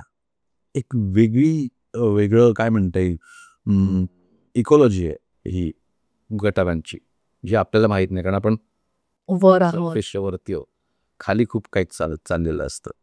इव्हन अजगर सुद्धा आहेत खूप सारे जे त्याच ह्याच्यामध्ये सर्वाइव्ह होत असतात, पण तिकडे त्याला भक्ष्य मिळते, त्याला खाद्य मिळते. तेच त्यांचं मेन उद्दिष्ट आहे, खाद्य मिळवणं. पण आता तू म्हणालास की विषारी साप किंवा बिनविषारी साप किंवा निम्न विषारी साप, पण मग आता हे बिग फोर कसे ओळखायचे ते आम्हाला कळलं, पण मग जे निम्न विषारी आहेत आणि जे बिनविषारी आहेत मग ते कसे ओळखायचे? कारण का भीती तर कुठल्याही सरपटणाऱ्या प्राण्यांची वाटतेच. बिग फोर जे आहेत ना हे पॉप्युलेशन वाईज खूप आहे. अच्छा, हे सब स्पीसीज जे आहे समजा आपण व्हायपर घेऊया, रसन व्हायपर आणि सॉस्केल व्हायपर हे दोन सांगितले. आता व्हायपरमध्ये सुद्धा बांबूपेट व्हायपर, मलबारपेट व्हायपर अशा त्याच्या वेगळ्या प्रजाती आहे. पण त्यांचं वातावरण सर्वायव्हिंग होण्याचं हे शहर नाहीये. त्यांना हाय लॅटिट्यूड लागतं, थंड हवा आहे, जिथे हिरवळ जास्ती आहे, अशाच ठिकाणी तुला बांबूपेट व्हायपर मिळणार, अशाच ठिकाणी तुला मलबारपेट व्हायपर मिळणार. त्यामुळे तू जास्ती वंश कॉन्टॅक्टमध्ये जे ट्रेकिंगला जातात, जे वाईल्ड लाईफशी निगडीत आहेत त्यांना हे, कारण शेवटी कसं आहे तू ज्या प्रदेशात जातेस त्या प्रदेशाचा तू अभ्यास करूच जा, तर अशा ठिकाणी मग ते आयडेंटिफाय करू शकतो. काय ते जास्ती काही नाही आहे कारण पॅटर्न सेम असतो, हेड पॅटर्न सेम असतो, फक्त कलरमध्ये डिफरन्स असतो. आता बांबूपेट व्हायपर तुला पूर्णपणे ग्रीन मॉपमध्ये मिळेल, ग्रीन कलरमध्ये मिळेल. मलाबार तुला मिळेल त्याच्यामध्ये सुद्धा वेगवेगळे कलर असतात. पण एक कलर याच्यासाठी असतात की जे झाडावरती बसतात शिकारीसाठी, तर ते एवढे समरूप होतात त्या खोडाला की तू आयडेंटिफायच नाही करू शकत की साप कुठे आणि खोड कुठे. ते त्यांचं सर्व्हायव्हल इन्स्टिंक्ट असतं ना. एकतर त्यांच्या शत्रूंपासून त्यांचं संरक्षण होतं. बरोबर. शिवाय त्याचं जे भक्ष्य त्याच्यापर्यंत चालत येतं त्याला त्या भक्ष्य असं दिसत नाही की इकडे साप बसत. बरोबर. ते आयडेंटिफिकेशन ते डीप मध्ये आहे अजून. ज्याला त्याला इंटरेस्ट असेल त्याला सगळं इंटरनेटला सुद्धा आपल्या अवेलेबल आहेत, पुस्तकं आहेत खूप सारी, ते नुसते चित्रावरून सब आपण आयडेंटिफाय करू शकतो. आणि अजून डीप त्याच्यामध्ये आहे की स्केल्स वरून आयडेंटिफाय होतात सब स्पीसीज. म्हणजे आता मी सांगतोय तर अजून काही अशा साप एक्झिस्ट करतात जे अजून आयडेंटिफाय झाले नाहीत सायंटिफिकली.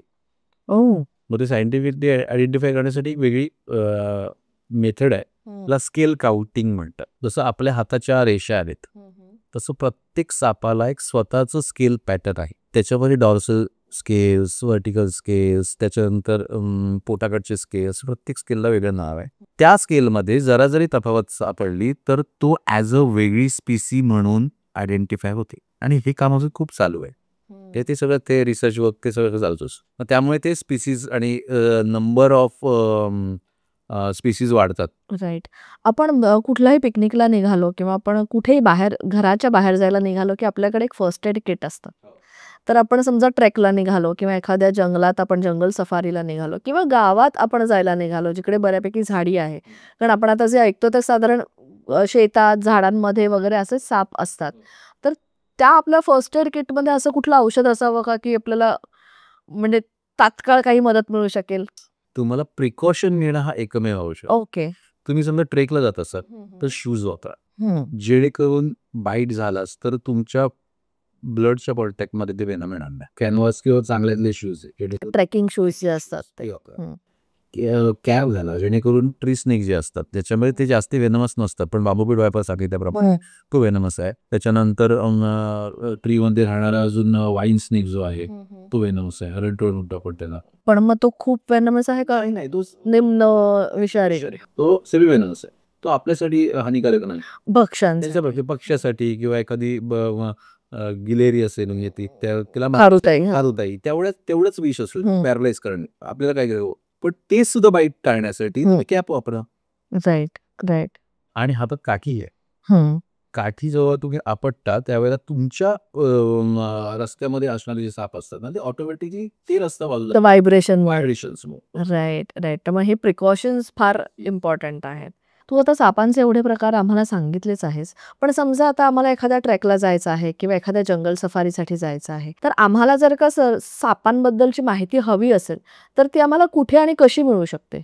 सापांबद्दलची माहिती तुम्हाला आपल्या हातात सगळीकडे अँड्रॉइड फोन्स आहेत, खूप साऱ्या साईट्स आहेत ज्याच्यामध्ये हाऊ टू आयडेंटिफाय स्नेक्स किंवा निदम कुमार खैर यांचं भारतीय साप नावाचं एक पुस्तक आहे, जी PDF फॉर्मॅटमध्ये सुद्धा उपलब्ध आहे तुमच्या मोबाईलमध्ये. तुम्ही ते डाउनलोड करू शकता. सापांमध्ये ओळखायचं म्हणजे तुम्हाला ते विजिबल असणं गरजेचं असतं.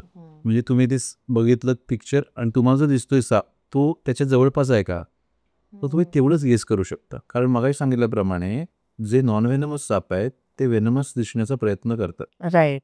त्यामुळे थोड्याफार प्रमाणात फरक असतो. पण तुम्ही मोठं समजा ओळखायचं असेल तर ते पुस्तक तुम्हाला खूप हेल्पफुल असं होईल हे करायला. म्हणजे खूप सारे रोमनेस विटेकर सरांचं सुद्धा पुस्तक आहे, अजून खूप सारे आहेत. शिवाय अशोक कॅप्टन आहे त्यांचं पुस्तक आहे इंडियन स्नेक्स नाव. त्याच्यामध्ये तुम्ही ते ॲज अ फील्ड बुक म्हणून घेऊन जाऊ शकता. तुम्हाला समजा दिसलं स्काउट एन्काउंटर झालं सापाबद्दल तर तुम्ही बघू शकता त्याच्यामध्ये काय आहे ते. म्हणजे एक साधारण माहिती घेऊन आपण जंगलात सहज जाऊ शकतो, जेणेकरून त्यांचाही जीव धोक्यात जाणार नाही आणि आपलाही जीव धोक्यात जाणार नाही, कारण तेही तितकंच महत्वाचं आहे. आय गेस या सगळ्या ह्याच्यामध्ये precaution is better than cure असं आपण म्हणूच शकतो ह्या गोष्टीमध्ये. आपण जसं आता म्हटलं की साप हे शहरात सुद्धा यायला लागलेत किंवा आपणच त्यांच्या घरांमध्ये जायला लागलो, त्यामुळे आपल्या सापांशी एन्काउंटर खूप सहज पद्धतीने होऊ शकतो. तर जेव्हा असं होतं तेव्हा सर्पमित्रांशी इमिजिएटली कॉन्टॅक्ट कसं करायचा? कारण प्रत्येक ठिकाणी काही आपल्याला सेव्ड नसतो आपल्याकडे नंबर किंवा आपले सर्पमित्र फार ओळखीचे नसतात, तर अशा वेळेला काय करणं गरजेचं आहे? आपल्याकडे सर्वात पहिले म्हणजे 100 नंबर. अच्छा. पोलिसांना आता सगळ्या पोलीस स्टेशनमध्ये जवळच्या सर्पमित्रांचे नंबर दिलेले असतात. अच्छा.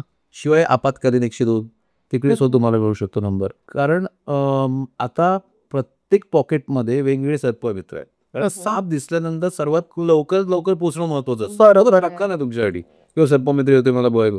त्यामुळे तिकडचे जे पोलीस आहेत ते असं करतात कुठल्या एरियामध्ये एरियामध्ये कुठला Borivali west. Okay, Borivali west असेल पण माझ्याकडे नंबर्स असतात. बोरिवली वेस्टकडे जवळचा पुणे सर्पमित्र त्या लगेच फोन करतात, लगेच येऊन तुम्हाला रेस्क्यू करून घेऊन जाऊ शकतो. कारण मग तात्काळ मदत मिळणं तेवढंच गरजेचं आहे. पण मग साप मुवमेंट कॅच करतो का व्हायब्रेशन्स कॅच करतो? तर पहिली गोष्ट म्हणजे साप हा ठार बहिरा आहे. बहिर आहे तर ऐकूनच येत नाही. अच्छा. तो म्हणजे कोबराबद्दल सांगतोय किंवा मी इतर सुद्धा सापांबद्दल बोलतोय. सरपटणार असल्यामुळे त्याचे कान इव्होल्युशन मध्ये गेले, त्याचे रूपांतर खालच्या स्केल्स मध्ये ती जास्ती सेन्सिटिव्ह आहे. तो हलणाऱ्या गोष्टीकडे अट्रॅक्ट होतो. अच्छा. आपण जी म्हणतो ना की तो म्हणजे हे अंधश्रद्धाच झाली ऍक्च्युली की सफेऱ्याच्या समोर ते बीन वाजवल्यानंतर तो डुलतो. तर ऍक्च्युली तो जी मुवमेंट आहे त्या मुवमेंटच्या अगेन्स्ट मध्ये तो त्याचे मुवमेंट करतो. ज्याच्याकडे तो बघत असतो की जेणेकरून हा माझ्या जवळ आता मी याला काही तो नाचत बिचत नसतो. तो त्याचं सेल्फ डिफेन्ससाठी त्याने मना काढलाय आणि जेव्हा त्याला चान्स मिळेल तेव्हा तो त्याला बाईट करणार आहे. पण स्नेक चार्मर्स जे असतात ते जे उडदारुडी त्यांचे जे साप असतात नाग असतात त्यांनी एकतर फँग्स काढलेले असतात त्यामुळे तो डेंजरस नसतो ह्युमनसाठी किंवा त्याच्यासाठी असतो. त्याचं तो उदरनिर्वाहाचं साधन आहे त्याच्यावर तो पैसे कमवत असतो. पण साप हा पूर्णपणे बाहेर आहे त्याला काहीच ऐकायला येत तो फक्त हलणाऱ्या गोष्टीकडे पटकन अट्रॅक्ट होतो. ओके म्हणजे मग समजा तू जर त्यावेळेला हल्ला असतास तर तो तुझ्याकडे त्याने रोख वळवला असता. म्हणजे रॉक स्टडी राहणं गरजेचं होतं असं ट्रॅक होतं. तो हळूच खाली आला मग त्याला परत बॅक केला म्हणजे त्या खड्ड्यांमध्ये टाकला. अरे बापरे. नाही आणखीन आहे ना आता तू गारुड्याचा विषय काढलास किंवा तू म्हणालास की असं लोक म्हणतात की आपण जर का ती पुंगी वाजवली तर त्याप्रमाणे तो डुलतो. तर त्याचप्रमाणे असं बऱ्याच गोष्टी म्हटल्या जातात की जसं काही म्हणतात की साप समजा असं वेटोळे घालून बसलेला असेल तर तो कुठल्या तरी खजिन्याचं रक्षण करत असतो. तर ह्या सगळ्या म्हणजे हे कितपत खरं आहे किंवा हे तर आपण म्हणतोच की तो शेतकऱ्याचा मित्र आहे किंवा शेताची राखण करतो म्हणून साप असावाच किंवा म्हणूनच त्याला आपण दूध पाजतो. तर खरंच साप दूध पितो का? नाही साप दूध अजिबात पित नाही. बरं. पित्तजन्य पदार्थ आहे तो. त्यांना पचायला प्रचंड जड जातो तो. त्याला डायरिया होतो म्हणजे त्या प्रकारचे त्याला रोग होतात कारण त्याचं शरीर नाही बनलंय. त्याचं शरीर फक्त आणि फक्त भक्ष्य म्हणजे काय म्हणतात मॅमल्स खाण्यासाठी ते सुद्धा पूर्णपणे गिळण्यासाठी आणि पाणी पिण्यासाठी. पण दुग्धजन्य पदार्थ त्याला नाही पचत ते. खूप सारे केसेस आम्ही स्वतः बघितले. आम्ही तेव्हा 32 जायचो आणि तिकडे जे काही हाल बघितलेत आम्ही नागांचे 2 दिवशी तर ते खूप भयानक होतं चित्र. कारण तिकडे आपण ॲक्च्युली ते पुजण्यासाठी करतो पण त्याचा आता तो एवढा बाजार झाला आहे की सर्वात मोठा वाढणारा साप कुठला मग त्याला सायडिक फिडिंग करायचं त्याला दूध पाजायचं. त्याच्यामुळे ॲक्च्युली सापाचं वय कमी होतं त्याचं आयुष्य कमी होतं. ह्या सगळ्या गोष्टी त्याला दूध अजिबात आवडत नाही स्वतःहून पित नाही. त्याला खूप दिवस समजा आपण कॅप्टिव्हिटीमध्ये ठेवलं त्याला समजा लिक्विड दिलं नाही तर त्या पाणी आणि दुधामधलं त्याला फरक कळत नाही. त्याला लिक्विड प्यायचं असतं बॉडीला लिक्विडची गरज असते म्हणून तो दूध पितो तर तो आवडीने नाही पित. आणि ते त्याच्यामध्ये गारुड्यांकडचेच साप असतात जे जाऊन दूध पितात. मग बहुतेक ते सुद्धा एक्सप्लॉइट करत असतील त्या सापांना. आम्ही मध्ये एक कॅम्पेन केलं होतं त्या गारुड्यांना पूर्णपणे करायचं. शिवाय इरुला जातीचं एक इरुला एक जमात आहे जी कर्नाटक साईडला आहे. त्यांनी आत्ता काय केलंय की ते साप पकडण्यामध्ये खूप एक्सपर्ट असतो. पण आता काय आहे सगळ्यांनाच साप पकडायला अलाउड नाही आपल्या देशामध्ये. आत्ता सर्पमित्र म्हणून सुद्धा त्यांना एक आयडेंटिटी कार्ड दिलं जातं की हा माणूस साप पकडू शकतो. कोणी जाऊन साप नाही पकडू शकत. तर त्या इरुला जातीचं जे होती कारण ती ट्रायबल जात आहे. तर त्यांनी काय केलं गव्हर्नमेंटने खूप चांगलं ज्याच्यामध्ये रिमोनिस वेटेकर सरांचं खूप मोठं योगदान आहे की त्यांनी त्यांची बँक बनवली. जसं आपण बँकमध्ये आपण सहकार उद्योग जसं असतो इकडे करून हे होतं त्यांनी साप आणायचे त्यांचं मिल्किंग करायचं. मिल्किंग म्हणजे वेनम एक्स्ट्रॅक्ट करायचं. अच्छा त्याला मिल्किंग म्हणतात. मिल्किंग म्हणतात. अच्छा. आणि मग ते विष किंवा ते जे हे आहे त्याचं मिल्किंग केली जे विष आहे ते मग गव्हर्नमेंटच्या ह्याला विकलं जातं आणि त्याच्यातून त्यांना उदरनिर्वाहाचं साधन. जी अगोदर साप पकडून त्याचे दात काढून त्याची खेळ लावायचे त्याच्याऐवजी ह्याच्यामध्ये ते इन्व्हॉल्व्ह झाले की प्रकारे एक समतोल राखला गेला पर्यावरणाचा. जसं आता तू म्हणालास की सर्पमित्र कोणालाही होता येत नाही किंवा साप कोणालाही पकडता येत नाही. पण जर का खरंच कोणाला तरी सापांची आवड असेल असे पण खूप जण असतात की ते ना एक्साइट होतात साप बघितल्यानंतर. ते खूप फॅसिनेशन असतं त्यांना सापांचं त्यांना पकडावासा वाटतं किंवा खूप असं निर्भीडपणे तसे पकडतात सुद्धा. तर जर का खरंच सर्पमित्र व्हायचं असेल तर त्याच्यासाठी काही वेगळं ट्रेनिंग घ्यायचं असतं. मग ते जर सर्पमित्र व्हायचं असेल तर काय करणं गरजेचं आहे? एकतर तुमचं जवळचा कोणी म्हणजे एखादा मित्र असेल ज्याला याच्यामध्ये आवड आहे त्याच्या कॉन्टॅक्टमध्ये जाऊन अगोदर आयडेंटिफिकेशन ऑफ स्नेक्स हे तुमचं इतकं पक्क झालं पाहिजे की तुमच्यात म्हणजे एखाद्या सापाच्या शेपटीवरून सुद्धा तुम्हाला तो साप कुठलाही ओळखता आला पाहिजे. आफ्टर ऑल काय आहे की तुम्हाला तो साप सुरक्षितरित्या पकडायचा आहे. तो समजा वेनमस असेल तर तो वेनमस आहे हे अगोदर तुम्हाला कळलं पाहिजे जेणेकरून तुम्ही तुमची लाईन ऑफ ॲक्शन ठरवता. खूप कमी वेळ असतो. तुम्हाला साप दिसतोय तो अजून पुढे गेला तर अजून तो दिसेनासा होईल. त्यामुळे हात टाकायचा की नाही ह्याला फक्त फ्रॅक्शन ऑफ सेकंडचा वेळ असतो.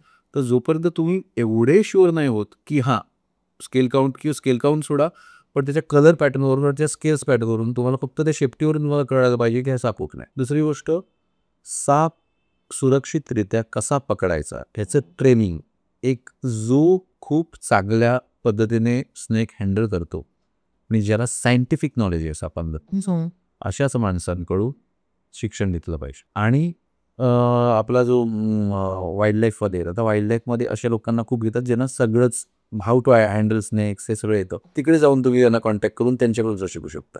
शिवाय पुण्यामध्ये स्नेक पार्क आहे, तिकडे अशी लोक जे आहेत जे तुम्हाला सांगतात, पण त्यासाठी तुम्हाला ते अभ्यास थोडं गरजेचं आहे. पण मग असंच जसं तू आहेस सर्पमित्र, तर तुझ्याकडे येऊन तुझ्या अंडर राहून मग ते शिकणं फार गरजेचं आहे.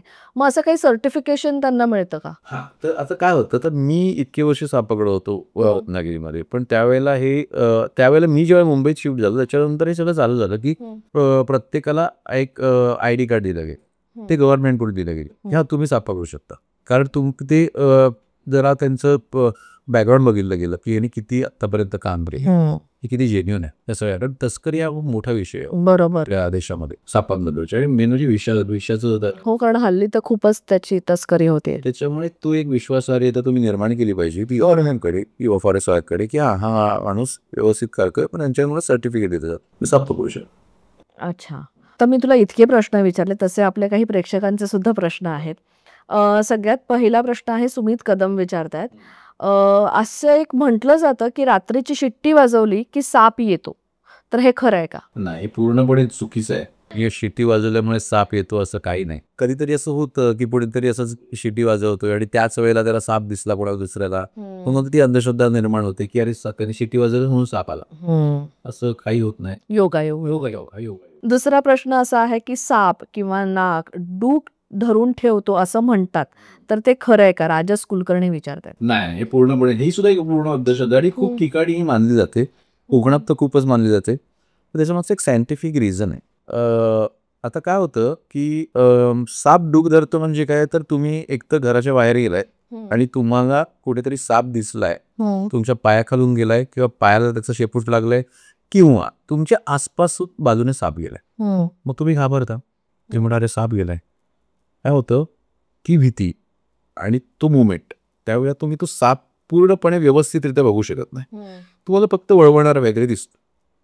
तुम्ही घरी येता, ठीक आहे, घरी येता, तुम्ही सर्व व्यवस्थित कामकाज झालं होतं आणि साप दिसतो. पण आपल्याला असं वाटतं अरे डूक धरून तो साप आला, माझा भुक्का लागला होता, बरोबर सध्या काही गेलो तुम्ही किती पाय लागला आणि तो आला बरोबर मागे.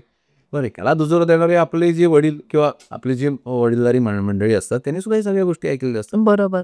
तर याच्यामागचं सायंटिफिक रिझन असं आहे की ज्या वेळेला मेटिंग सीझन चालू होतो या सापांचा, तेव्हा फिमेलच्या बॉडीमधून एक प्रकारचा द्रव्य येतं जी ती मुद्दामून सगळीकडे सांडत असते, जेणेकरून त्या एरियामधले जे मेल असतील ते मेटसाठी येतील. सापांमध्ये एक फिमेल असेल तर 7 ते 8 वेगवेगळे नर येतात, त्यांच्यामध्ये एक प्रकारचं काय स्वयंवर म्हण आहे की सापांमध्ये म्हण किंवा निसर्गाच्या सगळ्याच याच्यामध्ये म्हण, माणूस सोडून सगळ्यांनी हे खूप स्ट्रॉंगली जपलंय की स्ट्रॉंग जीन्सच पुढे गेले पाहिजे, फिटेस्ट कॅन्सर यासाठी. ॲब्सोल्युटली. त्यामुळे काय होतं, त्याचे मेल आलेले असतात ना, ते आता हा जरासा मी तुला मेल मध्ये काय होतं ते सांगतोय, तो का परत आला ते नंतर सांगतो, तो डूक धरतो का ते नंतर सांगतो. त्या मेल मधले जे त्याच्यामध्ये भांडण होतं, भांडण कसं होतं,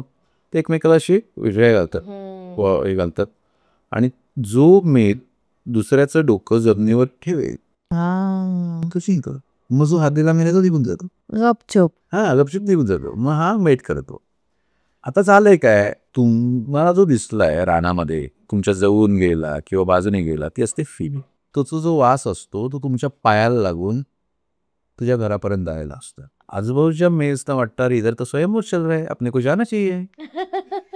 मग ते त्या वासाच्या मागे तुझ्या मागे येतात किंवा त्या कुठल्या त्या टेक्स माणसाच्या मागे येतात. सापांमध्ये असं असतं की क्रॉस ब्रीडिंग होत आहे. अच्छा. त्या जातीच्या सापाच्या असेल मेट तर त्याच जातीचे साप मेट करणे, म्हणजे एवढ्या प्रकारचं सूक्ष्म त्यांच्यामध्ये हे आहे की तो वास फक्त त्याच मेल्सला, त्याच जातीच्या मेल्सला येणार, तर तो मेल असतो, ती फिमेल नसते किंवा ते. पण असं मग अंधश्रद्धा पसरते की मला धक्का लागला म्हणतो. आणि मग तो साधारण सेमच दिसणारा साप असेल. हो, कारण तुम्ही नाही ओळखू शकत. तुम्ही एकाच जातीच्या सापाचं मेल फिमेल नाही बघू शकत, नाही ओळखू नाही शकत वरच्या वर, असं नाही. बरोबर बरोबर. ते तुम्हाला त्याच्या अॅनसच्या इथे प्रेस करून त्याचं पेनिस बाहेर येतं, मग ते दिसतं की हा मेल आहे, अच्छा. फिमेल आहे, मग ती फिमेल. पण ते आम्हाला आता कळतं, पण आम्ही ते करून बघितलं. बघ. कॉमन मॅन नाही बघणार ते, त्यामुळे त्याला फक्त वरतून सिलेंड्रिकल बॉडी दिसते अशी पूर्णपणे. त्यामुळे ही अंधश्रद्धा पसरली असणार. ही खूप पसरली. कोकणामध्ये हे सगळ्या आहेच, सगळीकडेच आहे म्हणजे. तिसरा असा प्रश्न आहे जानकी सावर्डेकर ह्याचा, की मण्यारची सावली पडली तर माणूस मरतो. नाही, असं ही सुद्धा पूर्णपणे अंधश्रद्धा आहे. सावली पडून वगैरे मण्यारीचं काहीच होत नाही, म्हणजे मरत नाहीच, काहीच होत नाही कोणाला. कारण सावलीचं वय काही एवढं हेच नाही आहे. म्हणजे जोपर्यंत काय आहे, वेनम म्हणजे जोपर्यंत तुमच्या ब्लडच्या कॉन्टॅक्टमध्ये येत नाही वेनम, तोपर्यंत तुम्हाला काही नाही. तुमची समजा डायजेस्टिव्ह सिस्टम चांगली असेल, त्याच्यामध्ये कट नसेल, कुठे तोंडामध्ये कट नाही, हेअर सिस्टममध्ये कट नाही, तर तुम्ही ते विष ओरली घेऊ सुद्धा शकता, तुम्हाला काही नाही. सेम. हो, सेम विष जे तुझ्या ब्लडच्या कॉन्टॅक्टमध्ये आल्यानंतर प्रॉब्लेम करत आहे, तेच तू ओरली घेतलंस, तुला काहीच प्रॉब्लेम नाही. हे प्रोटीन सारखं तू यूज करू शकतोस. त्यामुळे सावली वगैरे पडली तर मरतो माणूस वगैरे, सगळे अंधश्रद्धा आहेत. बापरे, सापांचे इतके प्रकार, त्यांच्या इतक्या जाती प्रजाती, आणखीन त्यांचं म्हणजे हे मेटिंगचं तर फारच इंटरेस्टिंग होतं. म्हणजे त्याची अजिबातच कल्पना, कारण का मला ना हे व्हिडिओ पण आणि हे पिक्चर पण बघितल्याचं आठवत आहे. तू जसं म्हणालास की तसा वेखा घालून आपल्याला वाटतं की नाग नागिन मीटिंग चालू आहे, डिस्टर्ब ना करू, दोन्ही मेलच असतात. पण मग हे कुठल्या सीझन मध्ये त्यांचं मेटिंग पिरियड ह्यांचा कुठला असतो? प्रत्येकाचा मेटिंग सीझन वेगवेगळा आहे. बरं. तो ऋतुचक्रावरती अवलंबून आहे. मे मध्ये मीटिंग झालं तर पुढच्या 1.5 महिन्यामध्ये पिल्लं बाहेर येतात, जेणेकरून पाऊस पडल्यानंतर जी बेडकं किंवा जे ते हे येतात ते इझिली त्यांना फूड अवेलेबल होईल. त्याच्याप्रमाणे त्यांचं मेडिसिनचा पिरियड असतो. प्रत्येक सापाचा वेगवेगळा असतो. आणि आणखीन हे पण असतं की जनरली आता आपण कोकणात जेव्हा जातो, तर मी पण कोकणातलीच आहे, तर कोकणात जेव्हा जातो जनरली उन्हाळ्याच्या सुट्टीमध्ये, तेव्हा आई म्हणते की त्या गवतात जाऊ नकोस, प्राणी असेल. आपल्याकडे सापही नाही म्हणत, काढतच नाही, नावच काढत नाही. पण मग ते त्याच्या मागे काय कारण असेल? प्रचंड ऊन असतं, तर अशा ठिकाणी साप थांबतात जिथे जरासा गारवा आहे, जिथे सावली आहे. अशा ठिकाणी तू स्वतः कोल्ड ब्लडेड असल्यामुळे बरोबर त्याला जास्ती हीट सुद्धा सहन होत नाही आणि जास्ती थंडी सुद्धा सहन होत. आता आपण कॅमेराज किंवा फोन यूज करतो, जेव्हा ते जास्ती टेम्परेचर जातं तेव्हा तो आपला सिग्नल येतो ना, बरोबर, त्याची फोन ओव्हरहीट झालाय, तुम्ही थांबा. तसं सेफ सापांमध्ये ओव्हरहीट झाले तर त्यांचे इंटरनल ऑर्गन्स डॅमेज होतात, त्यामुळे त्यांना एक सर्टन टेम्परेचरमध्येच राखला. आणि म्हणून मग ते मे महिन्याच्या ह्याच्यामध्ये जिथे पाणी आहे किंवा जिथे जरा सावली आहे अशा ठिकाणी मिळतात. म्हणजे आई ते करेक्ट सांगत असते की तिथे जाऊ नका, तिकडे प्राणी असे.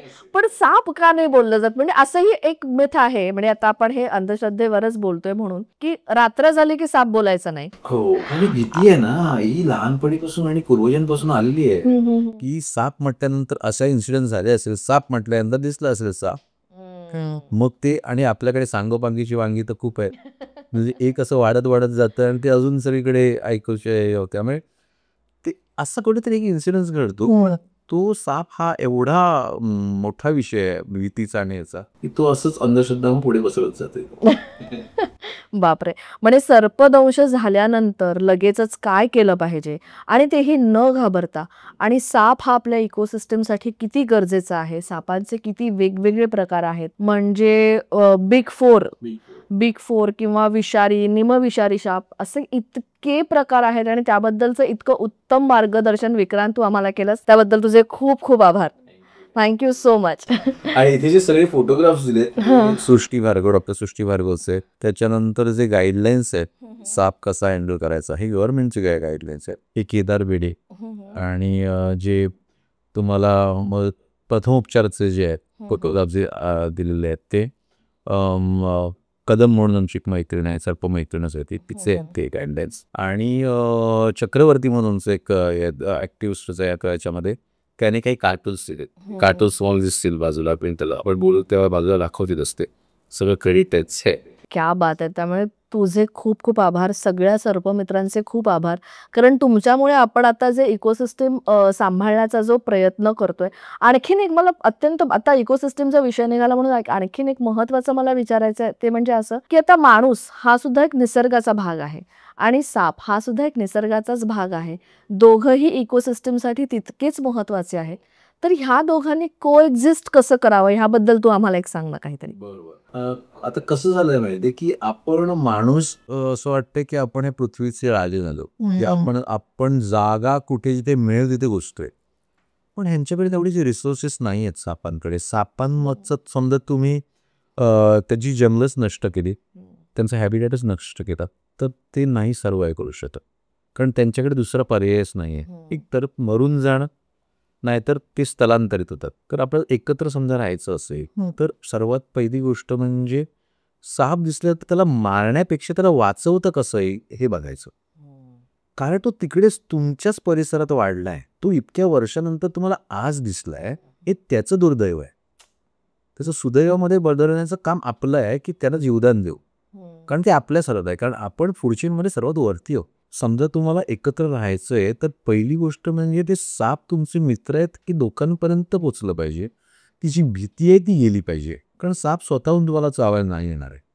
जेव्हा तुम्ही त्याच्या कक्षेत जाल, त्याला अनकम्फर्टेबल फील करवाल, तेव्हा तो त्याच्या डिफेन्ससाठी चावणार आहे. राईट. हे एकदा कळलं लोकांना.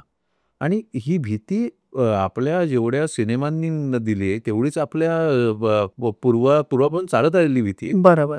आता आपल्याला कळतंय की साप ॲक्च्युली का महत्त्वाचा आहे. त्याच्यापासून एवढे औषधं बनतात जी आपली लाईफ सेवर्स आहेत सगळे ते. कॅन्सरसारख्या किंवा ॲक्सिडेंटमध्ये ह्याच्यामध्ये ह्याच विषयापासून औषधं बनतात. तर समजा तोच नसेल प्राणी, तो नामशेष झाला, मारून संपवला आपण, तर मग आपल्याला स्वतःचेच आपणच अजून काय म्हणता येईल, आपल्यालाच काहीतरी वेगळी औषधं शोधायला लागतील जे आता इझिली कृत्रिम आपल्याला काहीतरी शोधावं लागेल. बरोबर आहे. त्यामुळे साप दिसला की पहिली गोष्ट म्हणजे सर्पमित्राला बघू, त्याला एक जीवदान द्या. तो आता 4 वर्ष जगलाय, तो पुढची 4 वर्ष स्वतःहून सर्वाइव्ह करेल. फक्त तो एक क्षण आहे जेव्हा तो तुमच्या कॉन्टॅक्टमध्ये आला किंवा तुमचा त्याचा एन्काउंटर झालाय. बरोबर. त्याला फक्त जीवदान द्या. तो स्वतःचं आयुष्य व्यवस्थित जगतो. हात पाय नसून स्वावलंबी येतो. हा अत्यंत महत्त्वाचा मुद्दा आहे. आत्ताच आपल्याला विक्रांतने जी माहिती दिली आणखीन ज्या ज्या फोटोजबद्दल त्यांनी नमूद केलेलं आहे किंवा ज्या ज्या संपर्क स्थळांबद्दल त्याने नमूद केलेलं आहे, ह्या सगळ्याची माहिती तुम्हाला आमच्या डिस्क्रिप्शनमध्ये मिळणार आहे. आमचा हा आजचा एपिसोड तुम्हाला कसा वाटला हे आम्हाला कमेंटमध्ये कळवा. तुम्हाला ह्यासारखेच आणखीन कुठले कुठले विषय बघायला आवडतील हे सुद्धा तुम्ही आम्हाला आवर्जून कळवा. आपलं फेसबुक आणि इंस्टाग्राम पेज आहेच, त्याला फॉलो करा. आणि पुढे कायचा कुठलाही एपिसोड न चुकता बघण्यासाठी आपलं पुढे काय हे यूट्यूब चॅनल सबस्क्राईब करा आणि बघत राहा पुढे काय.